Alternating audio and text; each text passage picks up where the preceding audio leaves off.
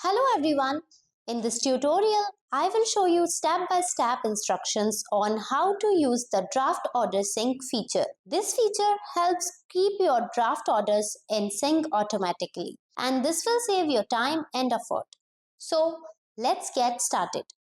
First, log into your dashboard, go to the configuration section, then scroll down to disable order export to Amazon.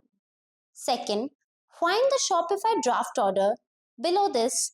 See if it is set to no. This can be the reason for order rejections. Now, let us check how this order rejection is reflected in the interface. First, go to the main dashboard.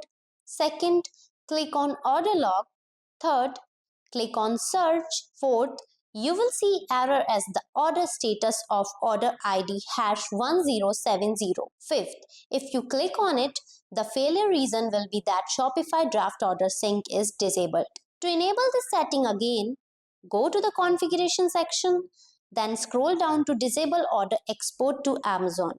Find the Shopify draft order below this, click on yes from the drop down menu. At the end, click on save and then click OK. Now, let us see how the same order #1070 is now accepted. First, go to the order log. Second, click on resubmit to Amazon against the order ID #1070. Now you will see the order status changed to accepted by Amazon. Thanks for watching.